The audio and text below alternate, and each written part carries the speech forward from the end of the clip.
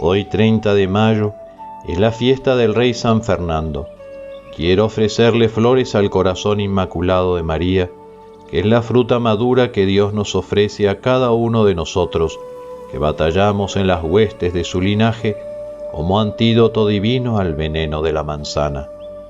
Como lirio entre espinas florece el corazón de María, fruto y flor de nuestra esperanza.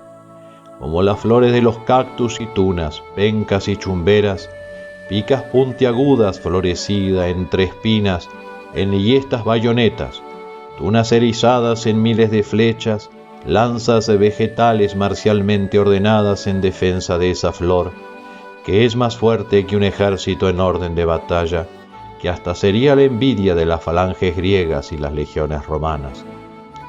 Hoy colocamos las flores de los cactus a sus pies para poner bajo su protección armas y almas.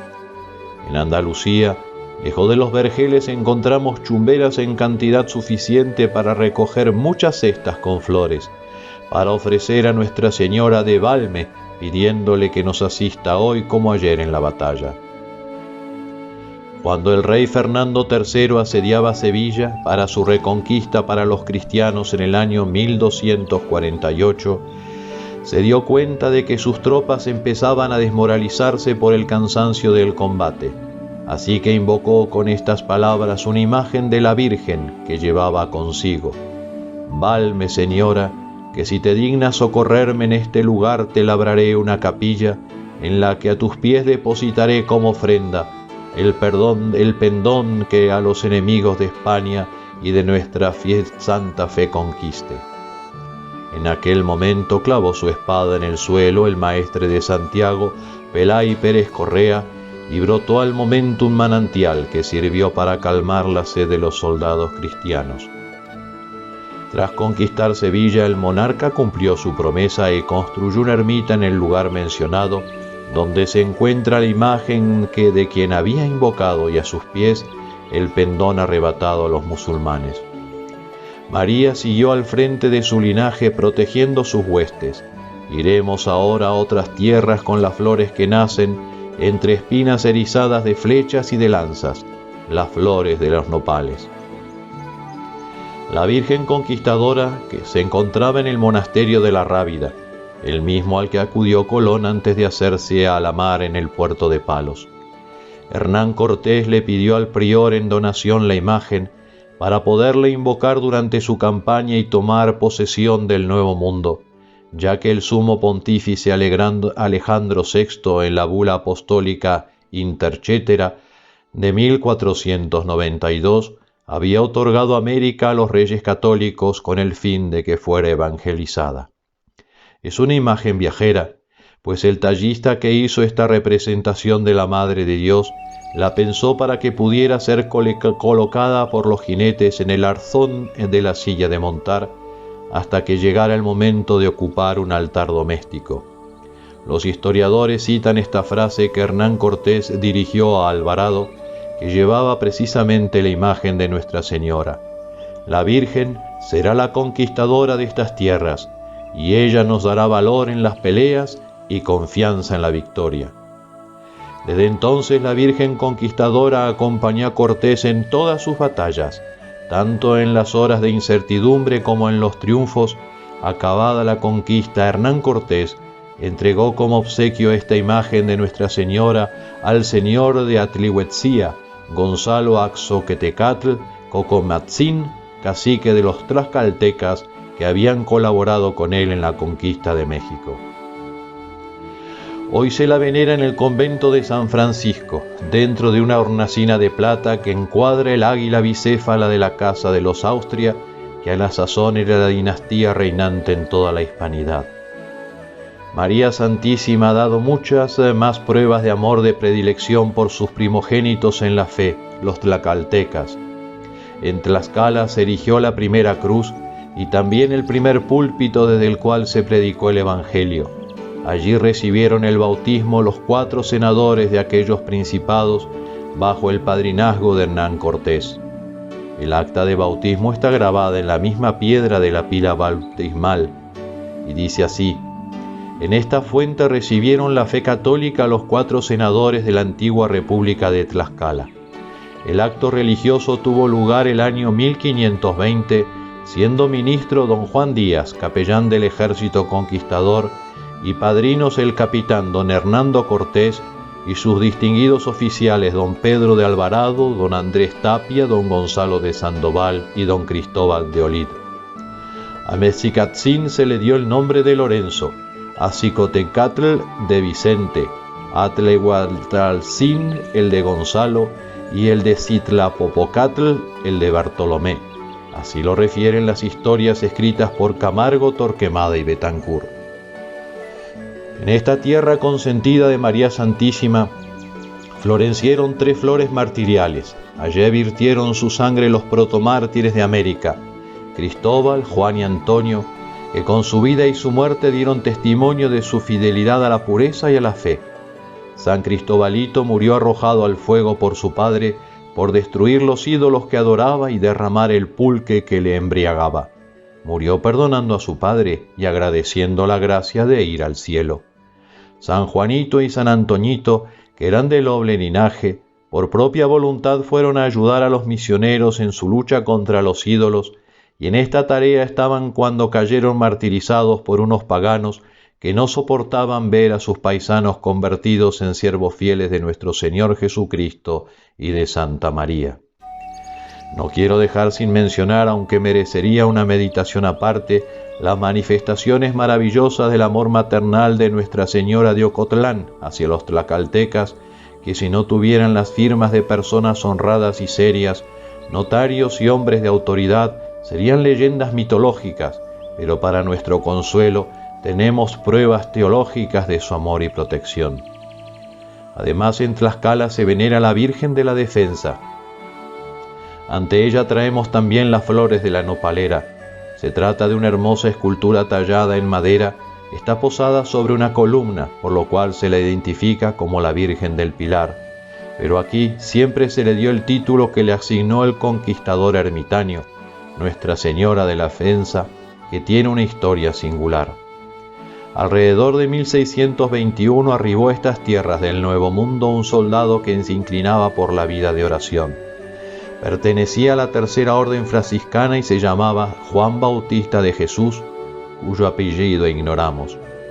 Entró al servicio de un paisano suyo extremeño de nombre Pedro Alfonso, hombre disipado con el que no congenió, aunque perduró a su servicio durante varios años. Decidió seguir su vocación religiosa, se hizo ermitaño y buscó un lugar alejado del mundanal ruido. Repartió sus ahorros entre los pobres y únicamente conservó para sí una imagen de la Virgen María que trajo con él desde Extremadura, además de un libro sobre la vida del alma. Con eso un poco de maíz, un botijo de agua y ataviado con el hábito de tela burda, se internó en la espesura de los bosques que entonces había en la Malinche. Desde ahí se fue a Tlangatepec, donde los frailes del convento lo adoptaron como donado. Sin embargo, su persistencia a la vida ascética lo llevó de nuevo a la montaña, a donde fue con su imagen de María, que le acompañó siempre a todas partes. Su fama crecía y el obispo de Puebla le demandó salir del bosque para el riesgo que en él corría. Pero el ermitaño decía siempre que no corría peligro, dado que la Virgen María lo defendía, no solamente a él, sino a todos los animalitos que buscaban refugio a la sombra de la choza, donde guardaba la imagen de la Virgen, a quien siempre llamaba de la Defensa. Finalmente, obedeciendo al obispo, se fue a la barranca de Tlahuítele, en Tlaxcala, donde le ayudaron a construir la ermita, llamándose el lugar La Defensa, en honor a la imagen venerada, donde obraba un sinnúmero de milagros. Estaba a cargo de la diócesis el venerable don Juan de Palafox, quien buscó al ermitaño en su propia ermita y, prendado de la imagen, convenció al hombre de que le permitiera trasladarla a la catedral que se estaba construyendo. Juan Bautista de Jesús no tuvo más remedio que acceder, lo que ocurrió el 7 de marzo de 1646, retornando a Puebla para vivir en una cueva en el Cerro de San Juan y así poder visitar su imagen. Por ese tiempo arribó a Puebla el capitán don Diego Porter de Casanate, caballero de Santiago y pariente de Palafox, quien quedó cautivado por la imagen sagrada y estando comisionado para aplacar las rebeliones indígenas en el sur de Perú y norte de Chile, solicitó al obispo el préstamo de la Virgen de la Defensa para que lo defendiera y protegiera en esa campaña bajo palabra de honor que la devolvería en cuanto se pacificara la región. Así la imagen se fue hasta esos confines del sur del continente, logrando el capitán el éxito esperado con la protección y ayuda de Nuestra Señora de la Defensa. Pasó tiempo y la imagen permaneció en Chile. Al morir don Pedro Porter de Casanate y ante el retraso de la devolución, la diócesis entabló pleito judicial.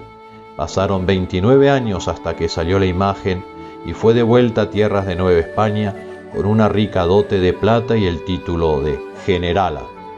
Como el ermitaño murió el 24 de mayo de 1660, el obispo decidió que se hiciera su festividad a la Virgen en ese mismo día. A los pies de la Virgen Santísima del Rosario de la Reconquista de Buenos Aires ponemos la flor del cardón, que le traen con fervor desde el norte de la Argentina. Aprovechando que la madre patria sufría la invasión napoleónica, los ingleses incursionaron en Buenos Aires. El saqueo de templos y los desmanes en los conventos y la población encendieron la reacción. Los criollos con el Santo Rosario empuñaron las armas para combatir contra el enemigo hereje, como más tarde se hiciera, con suerte adversa, en Malvinas. Don Santiago de Liniers hizo voto de reconquista de la ciudad. Dicho voto puede leerse en el libro de actas de la Cofradía del Santísimo Rosario, que tiene su sede en la iglesia de Santo Domingo. El reconquistador se acongojó al ver que la función del día 1 de julio de 1806 no se hacía con la solemnidad de que se acostumbraba. Entonces, conmovido en su celo, pasó de la iglesia a la celda prioral y aseguró al padre maestro y prior que había hecho voto a Nuestra Señora del Rosario de ofrecerle las banderas que tomara a sus enemigos, disponiéndose a hablar con el gobernador de Montevideo sobre la reconquista de la ciudad de Buenos Aires, pues estaba firmemente persuadido de que lo lograría bajo tan alta protección.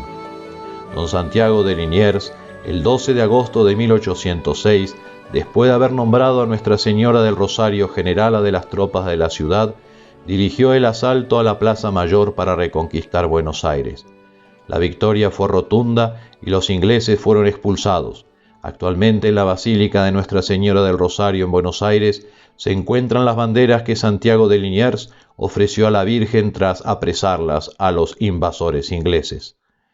Estas breves historias son ejemplo que nos ilustran cuán poderosa es Nuestra Señora, y si no se hace presente es porque no la invocamos lo suficiente. Tomemos por lo pronto el Santo Rosario y ante el trono de nuestra Reina y Señora, triunfante en todas las gestas divinas, cifremos en su corazón inmaculado todas nuestras esperanzas. A su servicio ponemos nuestras menguadas fuerzas físicas, morales y materiales, a sabiendas que ella hará el resto. Alistaos en tu linaje, enrolados en sus huestes, cruzados cordimarianos, porque Dios lo quiere, fieles a nuestras promesas de bautismo, leales a nuestros ideales cristianos, militemos como hermanos y veremos en la vida o en la muerte el triunfo del corazón inmaculado. Ave Cor María.